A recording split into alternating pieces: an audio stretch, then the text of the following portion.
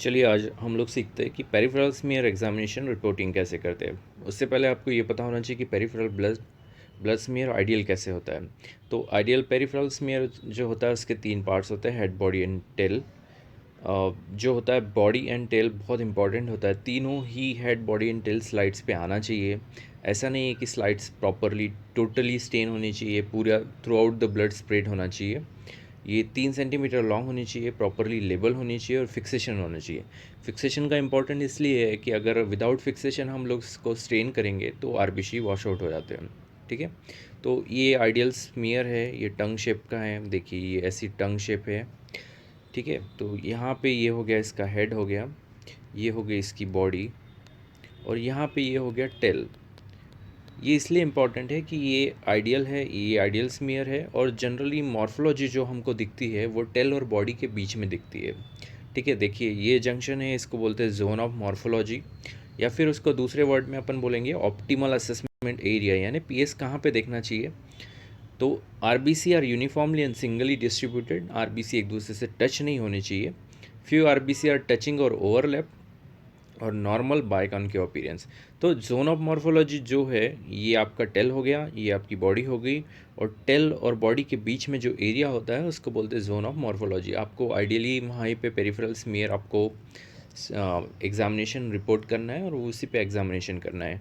वो इसलिए क्योंकि ये जो जोन होता है यहाँ पे आरबीसी एक दूसरे से टच नहीं होते, ओवरलैप नहीं होते, इसलिए आपको आरबीसी की मॉर्फोलॉजी क्लियर दिखती है, उसका क्रोमिया क्लियरली आइडेंटिफाई होता है, प्लेटलेट्स की मॉर्फोलॉजी अलग से दिखती है। ठीक है, और एक बात याद रखिए कि हमेशा डब्ल्यू जो होते हैं वो मॉलिकुलर वेट उनका ज़्यादा होता है एज़ कम्पेयर टू आरबीसी। तो जब हम लोग पीएस बनाते हैं तो वो टेलिंग हो जाता है उसका, टेल पे आपको डब्ल्यूबीसी दिखते हैं। तो अगर आपको पीएस पे, पेरिफेरल स्मीयर पे, हेड और बॉडी पे आपको डब्ल्यूबीसी काउंट नहीं दिख रहा है तो आपको हमेशा उसको टेल पे देखना है कि कहीं पीएस पे टेलिंग तो नहीं हुआ है। ठीक है, अब फिक्सेशन का आइडियली कुछ भी यूज़ कर सकते हैं, बट आइडियल स्टेन है लिशमन स्टेन।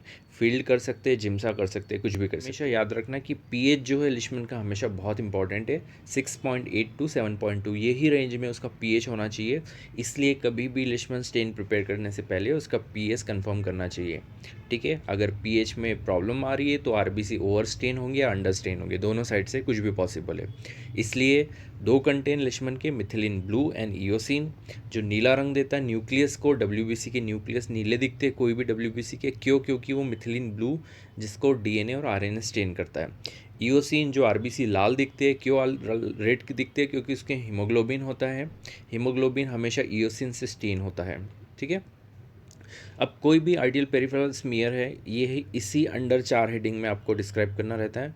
पहले आपको आरबीसी की मॉर्फोलॉजी कमेंट्स करनी है, फिर डब्ल्यूबीसी की मॉर्फोलॉजी, फिर प्लेटलेट्स की, और फिर कोई पैरासाइट्स है या नहीं। दो तीन ही जनरली पैरासाइट्स दिखते हैं, मलेरिया हो गया, फाइलेरिया हो गया, ऐसे बेसिकली बेबिशिया हो गया। ठीक है, तो आरबीसी में आपको ये 3-4 पॉइंट्स है जिसमें आपको अंडर हेडिंग देनी पड़ती है। सबसे पहला कि आरबीसी नॉर्मल है या नहीं है साइज़ में। ठीक है, पहला, अगर आरबीसी नॉर्मल है तो उसको नॉर्मोसाइटिक बोलते हैं। अगर आरबीसी छोटे हो तो उसको माइक्रोसाइटिक, माइक्रो यानी छोटा, माइक्रोसाइटिक बोलते हैं।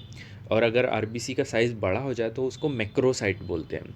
ठीक है, आरबीसी छोटा हो जाए या आरबीसी बड़ा हो जाए, उसके दोनों के डिफरेंट कॉजेस है, वो मैं आपको बाद में बताऊंगा। दूसरा है शेप।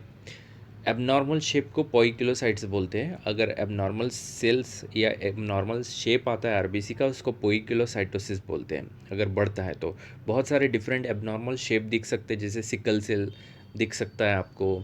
ठीक है, टीयर ड्रॉप सेल्स दिख सकते हैं, पेंसिल सेल्स दिख सकते हैं, ये सब मैं आपको बाद में बताऊंगा। आरबीसी की अरेंजमेंट कैसी है, जैसे कुछ कंडीशन है जैसे कि ऑटो इम्यून हिमोलिटिकल एनीमिया या मल्टीपल माइलोमा, वहाँ पे आपको रूलेक्स फॉर्मेशन दिखता है, यानी आरबीसी एक दूसरे से ऐसे स्टिक होके कॉइन फॉर्मेशन करते हैं, रूलेक्स फॉर्मेशन। तो आपको अरेंजमेंट पे भी ध्यान रखना है। दूसरी बात, लास्ट है इंक्लूजन बॉडीज़।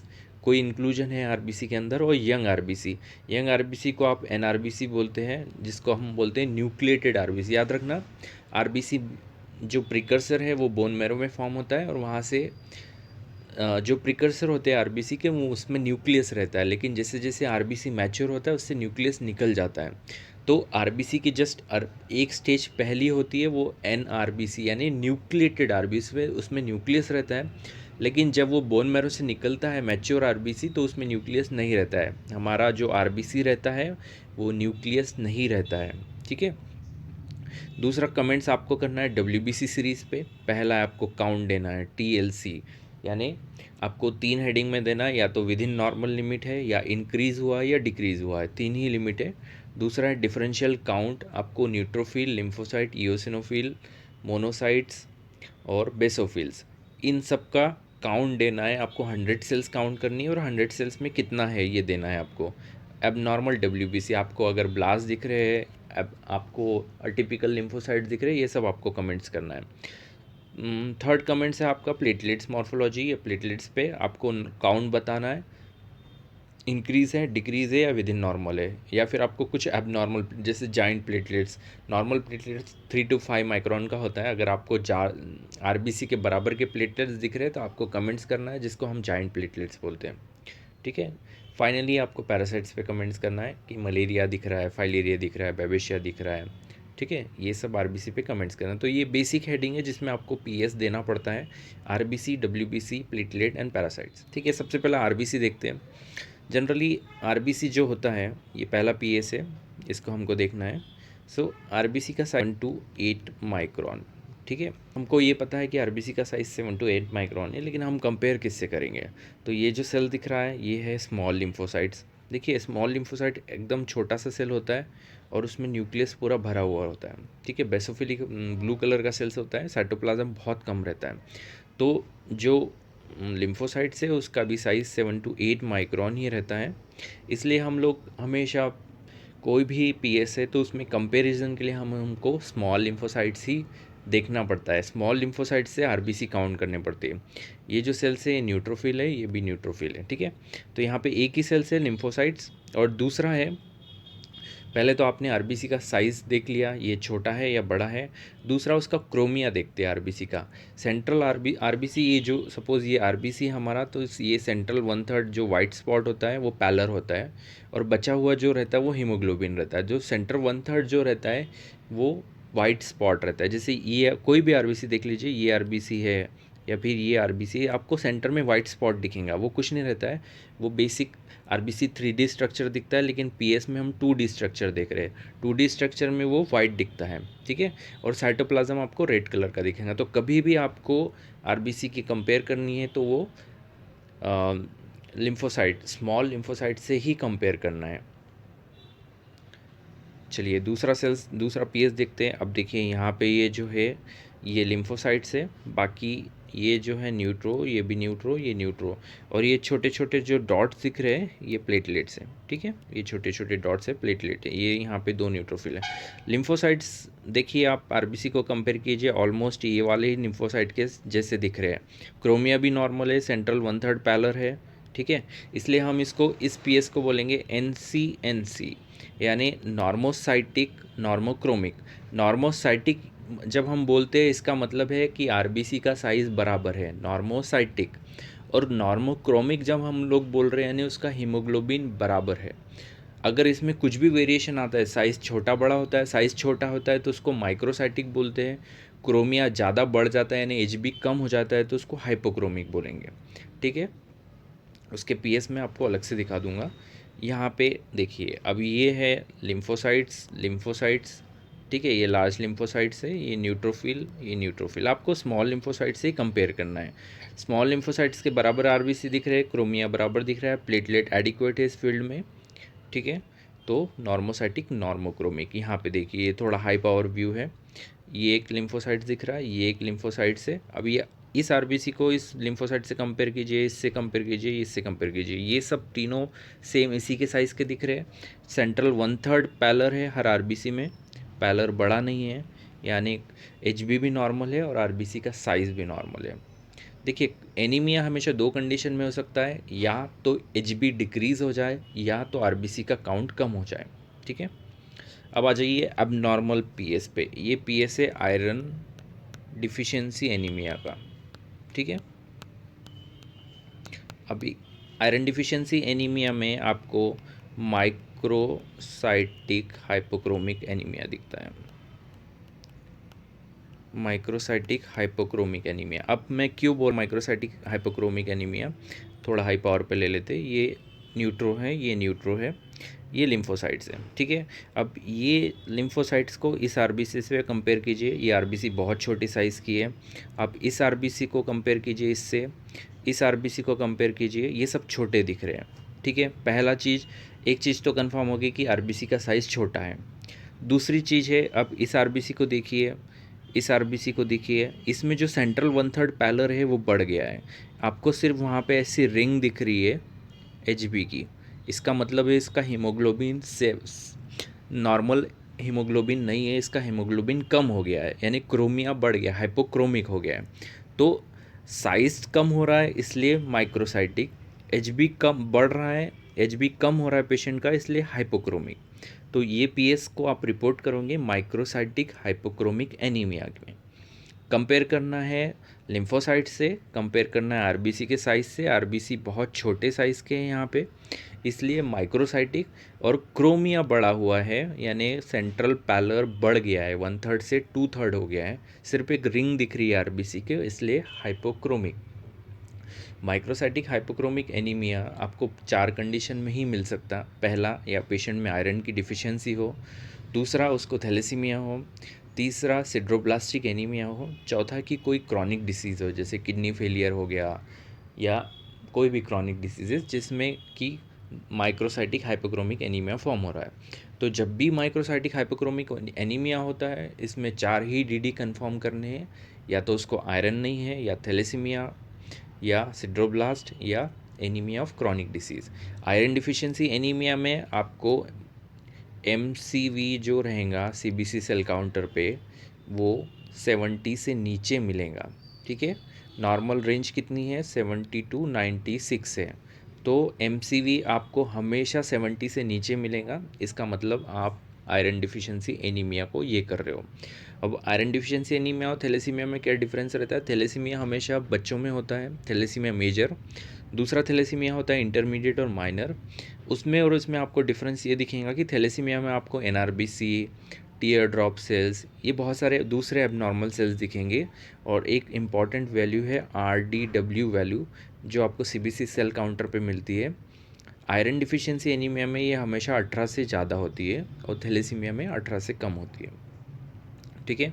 अब आ जाइए मैक्रोसाइटिक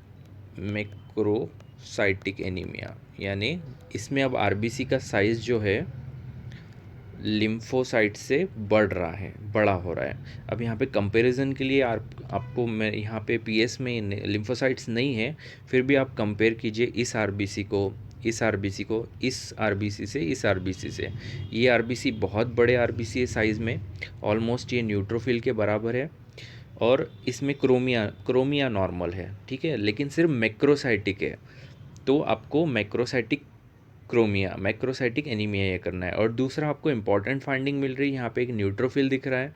जनरली न्यूट्रोफिल में 5 लोब तक होते हैं, लेकिन आप इसके लोब काउंट कीजिए, यहाँ पे 1 2 3 4, ये 5, ये 6, ये 7, यानी हाइपर सेगमेंटेड न्यूट्रोफिल्म। हाइपर सेगमेंट यानी 5 सेगमेंट रहते हैं मैक्सिमम, हाइपर सेगमेंटेड यानी 5 से ज़्यादा। अगर आपको हाइपर सेगमेंटेड न्यूट्रोफिल दिख रहे हैं तो उसका एक ही कॉज हो सकता है, वो है मेगलोब्लास्टिक एनीमिया, B12 विटामिन की डिफिशियंसी या फॉलिक एसिड की डिफिशियंसी। तो आपको मैक्रोसाइटिक जो है, मैक्रोसाइटिक आरबीसी जिसमें मेगलोब्लास्टिक एनीमिया में मिल सकते हैं, एल्कोहलिक पेशेंट में मिल सकते हैं, थायराइड की डिफिशियंसी से मिल सकते हैं, ठीक है, या फिर आरबीसी के फॉलिक एसिड की डिफिशियंसी से मिल सकते हैं, ठीक है। B12 deficiency, folic deficiency, alcohol की डिफिशियंसी, और लिपिड का एबनॉर्मलिटी, ये ही सब चीज़ें हैं जो आपको मेगलोब्लास्टिक एनीमिया में दिखती है। आपको आरबीसी का साइज़ इंक्रीज मिलेगा, WBC में आपको हाइपर सेगमेंटेड न्यूट्रोफिल मिलेंगे, ठीक है। अब ये देखिए कुछ एबनॉर्मलिटी है मेगलोब्लास्टिक एनीमिया में। ये जो सेल्स है, ये इसको बोलते हैं बेसोफिलिक स्टिपलिंग बोलते हैं। बेसोफिलिक स्टिपलिंग यानी ये जो आरबीसी है वहाँ पे ऐसे डॉट्स और ब्लू कलर के डॉट्स रहते हैं, ये जो आरएनए रहता है उसके रेमनेंट रहते सेल्स में, ठीक है।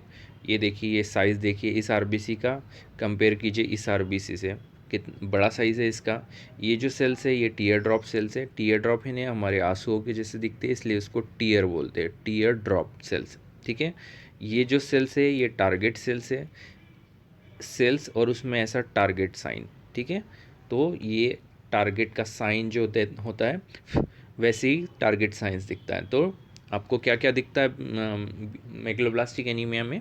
बेसोफिलिक स्टिपलिंग दिखेंगी, कैबूट रिंग्स फॉर्म हो सकते, बड़े साइज़ के आरबीसी दिख सकते हैं, टारगेट सेल्स, टीयर ड्रॉप, ये सब चीज़ें ही है डिसइरेथ्रोपोइसिस, यानी कहीं ना कहीं मैचुरेशन का प्रॉब्लम हो रहा है आरबीसी में या डब्ल्यूबीसी सीरीज़ में।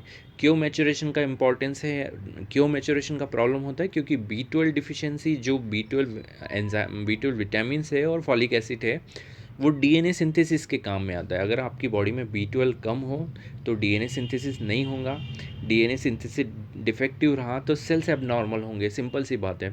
तो आपको पेरिफेरल सर्कुलेशन में basophilic stippling, Cabot ring, tear drop cells, ये सब एबनॉर्मलिटी मिलेंगी। ये जो सेल्स है ये कैबूट रिंग है, जैसे ये आरबीसी है इसके चारों तरफ एक रिंग फॉर्म हो जाती है, इसको कैबूट रिंग बोलते हैं। ठीक है, ये जनरली डिसइरेथ्रोपोइसिस या B12 डिफिशियंसी में दिखती है। ठीक है, ये हाई पावर है कैबूट रिंग का, आपको कैबूट रिंग दिख रही है। अब आ जाइए यहाँ पे कुछ एबनॉर्मलिटी की तरफ मैं फोकस कर रहा हूँ, जैसे ये सेल है, ये सेल्स है, ये सेल्स है, ये सब टारगेट सेल्स हैं। ठीक है, ये सब टारगेट के साइन के जैसे दिखते हैं आपको, टारगेट सेल्स। ये जो सेल्स है ये वाले सेल्स, ये वाले सेल्स, ये टीयर ड्रॉप सेल्स हैं। तो एक ही पीएस में आपको न्यू टारगेट सेल्स दिख रही है, टीयर ड्रॉप सेल्स मिल रहे हैं, यानी कहीं ना कहीं उसके मैरो में प्रॉब्लम है। आपको थैलेसीमिया, पेशेंट को थैलेसीमिया हो सकता है या और कोई प्रॉब्लम हो सकती है जिससे उसका मैरो ख़राब हो रहा है। ठीक है, अब इस फील्ड में भी आपको बहुत सारे टारगेट सेल्स दिख रहे हैं, बहुत सारे टारगेट सेल्स हैं। तो टारगेट सेल्स जनरली क्या होता है ना, थैलेसीमिया में मिलते हैं, आपको लीवर डिसऑर्डर में मिलते हैं, और बहुत सारी कंडीशन है जिसमें आपको टारगेट सेल्स मिलते हैं। ठीक है, अब आ जाइए स्पेशल फोकस मैं आपको बता रहा हूँ, ये जो सेल्स है ये एनआरबीसी है, एनआरबीसी। एनआरबीसी इसलिए बोलते थे क्योंकि ये जो नीला कलर का न्यूक्लियस दिख रहा है उसमें न्यूक्लियस है, और ये एक्चुअली आरबीसी का प्रिकर्सर है। जैसे ये बोन मैरो है यहाँ पे, और यहाँ पे पीएस है। तो बोन मैरो में क्या होता है, इरेथ्रोब्लास्ट अर्ली सीरीज़ होती है इरेथ्रोब्लास्ट की, फिर इसकी सीरीज़ आती है और सबसे लास्ट में आता है एनआरबीसी। एनआरबीसी निकल के पेरिफेरल सर्कुलेशन में आरबीसी फॉर्म करता है। तो एनआरबीसी आपको पीएस पे नहीं दिखता है, लेकिन पीएस पे अगर आपको एनआरबीसी दिख जाए तो दो कंडीशन होती है। एक पहली कंडीशन कि पेशेंट का डब्ल्यूबीसी काउंट जो रहता है वो फॉल्सली इंक्रीज़ हो जाता है, क्योंकि इसको जो एनआरबीसी है इसको CBC cell counter WBC consider करता है और उसको काउंट कर लेता है।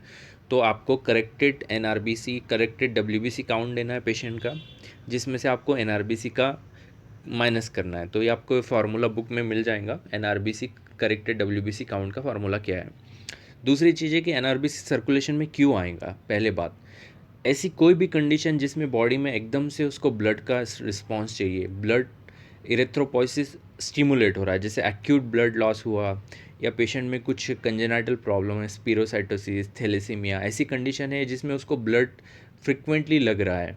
तो ऐसी कंडीशन में, इमरजेंसी कंडीशन में, न्यूक्लिएटेड सेल्स भी पेरिफेरल स्मीयर में आ जाते हैं। Ideally nucleated cells peripheral smear में नहीं रहते, लेकिन सर्टन इमरजेंसी कंडीशन में, एक्सेप्ट न्यूबॉर्न, छोटा बच्चा रहे, न्यूबॉर्न रहे, तो उसमें एनआरबीसी रहते रहते हैं उसके सर्कुलेशन में। लेकिन एडल्ट्स हैं, यंग एज है, तो उसमें एनआरबीसी नहीं रहेंगे। ऐसी कंडीशन में आपको रूल आउट करना है कि उसके मैरो में क्या प्रॉब्लम है कि एनआरबीसी सर्कुलेशन में आ रहे हैं। ठीक है, अब ये एक सेल्स है, ये है सिकल सेल, ये दो जो है ये आपको सिकल सेल है। ठीक है, आपके सिकल सेल ऐसे होते हैं चांद जैसे सिकल शेप के, और इसके दोनों एंड जो रहते हैं वो टैपर्ड रहते हैं। ठीक है, टैपर्ड रहते हैं, यानी दोनों एंड कंस्ट्रिक्टेड रहते हैं। अब इसमें हमेशा एक याद रखना, इसको और पेंसिल सेल को डिफ्रेंशिएट करते आना चाहिए। पेंसिल सेल हमेशा आयरन डिफिशियंसी में, एनीमिया में मिलते हैं, लेकिन इसके जो दोनों एंड रहते हैं वो गोल रहते हैं, वो चपटे नहीं रहते जैसे सिकल सेल में होते हैं, ठीक है। तो हमेशा कंफर्म करना है आपको। सिकल सेल अगर आपको पीएस में दिख रहा है तो हिमोलिटिकल प्रोफाइल करना है आपका, उसका सिकलिंग टेस्ट करना है अर्ली लेट, या फिर उसका कन्फर्मेटरी उसको एचपीएलसी के लिए भेजना, ठीक है। ये जो सेल्स है इसको हेलमेट सेल्स बोलते हैं, या इसको बाइट सेल्स भी बोलते हैं। ये ऐसे हेलमेट के जैसे शेप के रहते हैं, ठीक है। इसको सिस्टियोसाइट्स भी बोलते हैं, फ्रेगमेंटेड आरबीसी भी बोलते हैं। ये जनरली ऑटो इम्यून हिमोलिटिकल एनीमिया या फिर स्पीरोसाइटोसिस ऐसी कंडीशन जिसमें, या फिर अगर ल्यूकीमिया का पेशेंट हो तो AML M3 जो स्पेशल टाइप्स होता है उसमें सिस्टियोसाइट्स मिलते हैं आपको बॉडी में, जिसमें बॉडी में एबनॉर्मलिटी आती है, ठीक है। ये जो सेल्स है इसको पॉलीक्रोमेटिक आरबीसी बोलते हैं। पॉलीक्रोमेटिक आरबीसी जो रहता है वो आरबीसी का प्रिकर्सर रहता है। पहले एनआरबीसी आता है मैच्योरेशन में, फिर पॉलीक्रोमेटिक आरबीसी आता है, पॉलीक्रोमेटिक आरबीसी, और फाइनली सर्कुलेशन में आरबीसी आता है। तो कंसेप्ट वही सेम है। जो भी इमरजेंसी कंडीशन है जिसमें एनआरबीसी सर्कुलेशन में आ रहे हैं उसमें पॉलीक्रोमेटिक आरबीसी सर्कुलेशन में आएंगे, जैसे थैलेसीमिया हो गया, स्पीरोसाइटोसिस हो गया, एक्यूट ब्लड लॉस हो गया, जो भी कंडीशन जिसमें इमरजेंसी में आपको आपकी बॉडी को ब्लड लग रहा है तो उसमें पॉलीक्रोमेटिक आरबीसी आएंगे। अब चलिए ये आरबीसी ख़त्म हो गया, हम लोग डब्ल्यूबीसी मॉर्फोलॉजी के बारे में डिस्कस करते हैं। ये एनिमेटेड पिक्चर है जिसमें आपको सारे सेल्स दिखाए गए हैं। पहला है जो है मोनोसाइट्स। मोनोसाइट्स का न्यूक्लियस जो रहता है वो ऐसा किडनी शेप का होता है, और मोनोसाइट के साइटोप्लाज्म में आपको ग्रैनुल्स नहीं दिखेंगे। याद रखिए मोनोसाइट्स और लिम्फोसाइट्स जो रहते हैं वो अग्रैनुलोसाइट्स होते हैं, आपको उसमें ग्रैनुल्स नहीं दिखेंगे आइडियली, ठीक है। दूसरा जो है सेल्स, ये लिम्फोसाइट से, ये स्मॉल वाला और ये लार्ज वाला, ठीक है। लिम्फोसाइट जो सेल्स होता है सेल्स, और उसमें पूरा न्यूक्लियस कवर्ड रहता है। आपको साइटोप्लाज्म, ये जो चीज़ है, ये जो है लिक्विड जो रहता है उसको साइटोप्लाज्म बोलते हैं। इसमें बिल्कुल भी साइटोप्लाज्म नहीं रहता है, ठीक है। अब आ जाइए, जो बेसोफिल को स्टेन करता है उसको बेसोफिल बोलते हैं, जो ईओसिन को स्टेन लेता है उसको ईओसिन, और जो न्यूट्रल रहता है उसको न्यूट्रोफिल बोलते हैं, ठीक है। तो बेसोफिल जो रहते हैं ब्लू कलर के दिखते हैं, उसका साइटोप्लाज्म में आपको ये ऐसे पूरे ब्लू ग्रैनुल्स दिखेंगे। ईओसिनोफिल में ऑरेंज ग्रैनुल्स दिखते हैं, ठीक है। और न्यूट्रोफिल आपको स्पेशली पहचानते आता है क्योंकि न्यूट्रोफिल में ऐसे आपको लोब दिखते हैं, और यहाँ पे आपको साइटोप्लाज्म में ब्लू ग्रैनुल्स दिखते हैं, ठीक है। ये बेसिक है, मैं आपको एक एक से करके दिखा देता हूँ। ये जो सेल्स है ये जो है न्यूट्रोफिल है। अब आप कंपेयर, आप इसको देखिए 1 2 एंड 3 ऐसे लोब बने हुए हैं, ये भी न्यूट्रोफिल है, ठीक है।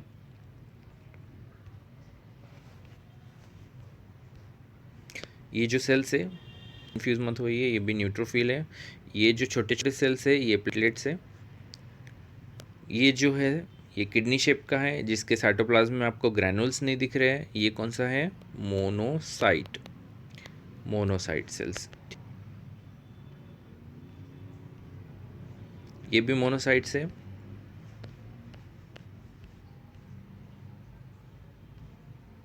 ठीक है, अब ये जो सेल्स है देखिए पूरा ब्लू कलर का दिख रहा है और उसमें आपको ग्रैनुल्स दिख रहे हैं, ठीक है। ये ब्लू कलर के ग्रैनुल्स जो दिखेंगे आपको, ये है आपका बेसोफिल, ठीक है। आपको इस ये बाइलोब रहता है और इसमें पूरे साइटोप्लाज्मिक ग्रैनुल्स रहते हैं। साइटोप्लाज्मिक ग्रैनुल्स इतने रहते हैं कि आप उसका न्यूक्लियस को देख नहीं सकते। ये जो सेल्स है जिसमें ऑरेंज कलर के ग्रैनुल्स है और बाइलोब न्यूक्लियस है, और ये ऐसे पूरे ऑरेंज कलर के ग्रैनुल्स है, इसको बोलेंगे ईओसिनोफिल्स, ठीक है। ये भी जो सेल्स है ये ईओसिनोफिल है। स्पेक्टिकल न्यूक्लियस रहता है, यानी चश्मे के जैसा न्यूक्लियस रहेगा, बाइलोब रहेगा और ऑरेंज कलर के ग्रैनुल्स रहेंगे। अब एक इम्पॉर्टेंट पार्ट है कि आपको कैलकुलेशन आना चाहिए, ठीक है। देखिए माइक्रोस्कोप पे 4x होता है, 10x होता है, 40x होता है और 100x होता है, ठीक है। तो जो 4 इसको बोलते हैं स्कैनर व्यू बोलते हैं, 10 को लो पावर, 40 को हाई पावर, और इसको ऑयल फील्ड बोलते हैं, ठीक है। इसको लो, इसको स्कैनर, ठीक है। Scanner view, low power, high power और ऑयल फील्ड। तो आपको क्या करना है, आपको हाई फील्ड पे या ऑयल फील्ड पे कैलकुलेट करना है WBC। ठीक है, जब आप 40x में देखोगे, 40x में तो जितने WBC दिखेंगे आपको, उसमें आपको 2000 से मल्टीप्लाई करना है। ठीक है, अगर आप 100x पे देख रहे हो WBC, तो आपको मल्टीप्लाई करना है 4000 से। ठीक है, फॉर एग्ज़ाम्पल आपको 10 फील्ड काउंट करनी है और 10 फील्ड का एवरेज लेना है। एक फील्ड में जैसे आपको एक फील्ड में 2 दिख रहे हैं, एक में 3 WBC, एक में 2, एक में 3, तो आपका एवरेज 2 हो जाएगा। और अगर आप 40x पे काउंट कर रहे हो तो 2 यानी 2 से 2000 से मल्टीप्लाई करना है, यानी आपके कितने हो गए 4000। यानी नॉर्मल रेंज है 4000 से टू 11000, यानी आपके WBC with in normal range है। अगर आप WBC 100x पे काउंट कर रहे हैं तो आपको मल्टीप्लाइंग फैक्टर 4000 यूज़ करना है।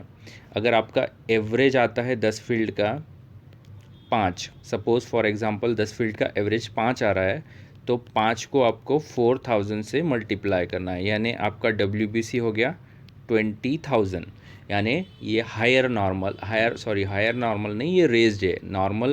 हायर नॉर्मल 11000 तक रहता है, 11000 के ऊपर रेज्ड रहता है। अब आपको दूसरा आता है प्लेटलेट्स कैसे करने हैं। ठीक है, सेम आपको ये प्रिंसिपल यूज़ करना है, पर प्लेटलेट के लिए सिर्फ 100x यूज़ करते हैं। तो 100x में प्लेटलेट जो होता है, प्लेटलेट्स को मल्टीप्लाई करते हैं 10,000 से। ठीक है, तो अगर इसके लिए भी आपको 10 फील्ड का एवरेज निकालना है, एक फील्ड में आपको प्लेटलेट 10 दिख रहे हैं, तो 10,000 से मल्टीप्लाई करना है 1 2 3, तो आपका हो जाएगा 1 लाख प्लेटलेट्स। ठीक है, ये डिक्रीज़ है क्योंकि नॉर्मल रेंज 1.5 लाख से 4.5 लाख होती है। तो एडिक्वेट बोलने के लिए आपको आपका एवरेज हमेशा 15 के ऊपर आना चाहिए, या दूसरी कंडीशन है कि आपको एक सिंगल क्लम्प मिल जाना चाहिए प्लेटलेट का जिसमें 15 से 20 प्लेटलेट है, या तो फिर अगर सिंगली स्कैटर्ड प्लेटलेट हो तो आपको 10 फील्ड का एवरेज लेना है और एवरेज फील्ड से 10,000 से मल्टीप्लाई करना है। ठीक है, ये बहुत सिंपल है, एक दो बार करके देखिए प्रैक्टिस। WBC काउंट और प्लेटलेट काउंट। WBC को 40x और 100x पे काउंट करना है। 40x पे अगर आप काउंट कर रहे हो एवरेज तो उसको 2000 से मल्टीप्लाई करना है, और अगर 100x से कर रहे हो तो उसको 4000 से मल्टीप्लाई करना है। सेम वैसे ही प्लेटलेट का है, लेकिन प्लेटलेट में हम 40x पे काउंट नहीं करते, इसको हमेशा ऑयल फील्ड पे ही काउंट करते हैं। और मल्टीप्लाइंग फैक्टर कितना होता है, एक प्लेटलेट के लिए 10,000। अगर आपको एवरेज 15 प्लेटलेट दिख रहे तो वो 1.5 लाख हो गया है ना। एडिक्वेट बोलने के लिए आपको 15 दिखना ही चाहिए एवरेज। ठीक है, तो प्लेटलेट कौन से, ये छोटे छोटे डॉट्स है। अब देखिए यहाँ पे काउंट कीजिए, 3 4 5 6 7 8 9 10 11 12 13 14 15, ये एटलीस्ट 15 से ऊपर है, तो हम इसको क्या बोलेंगे, एडिक्वेट। ठीक है, ये ऐसी एक ऑयल फील्ड है, आपको एवरेज काउंट करना है। मैं तो एक ही फील्ड का बता रहा हूँ, लेकिन आपको 10 फील्ड का एवरेज काउंट करना है। ठीक है, अब आ जाइए पैरासाइट्स पे। अगर आपने आइडेंटिफाई कर लिया तो बहुत हो गया। इसमें दो इंपॉर्टेंट है, एक फैल्सीपेरम और एक वाइवेक्स। इसकी 3 स्टेप्स होती है, पहला होता है रिंग फॉर्म, दूसरा होता है साइजॉइड्स और तीसरा होता है गैमेट्स। ठीक है, रिंग फॉर्म दोनों में दिखता है, फैल्सीपेरम वाइवेक्स में। इसमें आपको एक सेंटर क्रोमेटिन की डॉट दिखेगा और यहाँ पे ऐसे आपको रिंग दिखेंगी। दूसरा होता है साइजॉइड्स, जो होता है साइजॉइड्स सिर्फ वाइवेक्स में होता है। फैल्सीपेरम का साइजॉइड्स बहुत ही रेयर होता है। तीसरा है गैमेट्स, ये जो गैमेट्स से बनाना शेप, केले के शेप जैसा, इसमें सेंट्रल में हीमोजॉइन रहता है, पिगमेंट। गैमेटोसाइट हमेशा फैल्सीपेरम में ही पॉजिटिव आता है, वाइवेक्स का गैमेट्स बहुत रेयरली दिखता है। ठीक है, अब ये जो फोकस कीजिए, ये है गैमेट्स फैल्सीपेरम का। ये जो सेंटर में है, सेंटर में ये है पिगमेंट, हीमोजॉइन पिगमेंट, और ये गैमेट्स बनाना शेप का है। ये आरबीसी से ऑलमोस्ट इक्वल या थोड़ा सा बड़ा साइज़ का होता है। ठीक है, ये जो है ये रिंग फॉर्म है। देखिए ये सारी की सारी रिंग्स है, ये सारी की सारी रिंग्स है। इसमें आपको सेंटर डॉट दिख रहा है और ऐसी रिंग दिख रही है यहाँ पे। ठीक है, ये जो है ये फाइलेरिया है, माइक्रोफाइलेरिया जो दिखता है आपको। फाइलेरिया से कभी कभी ये जो पीएस में थोड़ा डस्ट पार्टिकल या कुछ थ्रेड वगैरह आ जाए तो वो भी फाइलेरिया जैसे दिखते हैं, लेकिन इससे कंफ्यूज नहीं होना है। यहाँ पे देखिए इसकी टेल दिख रही है आपको, यहाँ पे बॉडी और ये हेड दिख रहा है। लेकिन इसमें क्या है, इसका अगर आप जूम करोगे तो यहाँ पे आपको सेगमेंटेड बॉडी मिलेंगी इसकी, यानी छोटे छोटे छोटे से सेगमेंट दिखेंगे आपको उसकी बॉडी के अंदर। ठीक है, थैंक यू।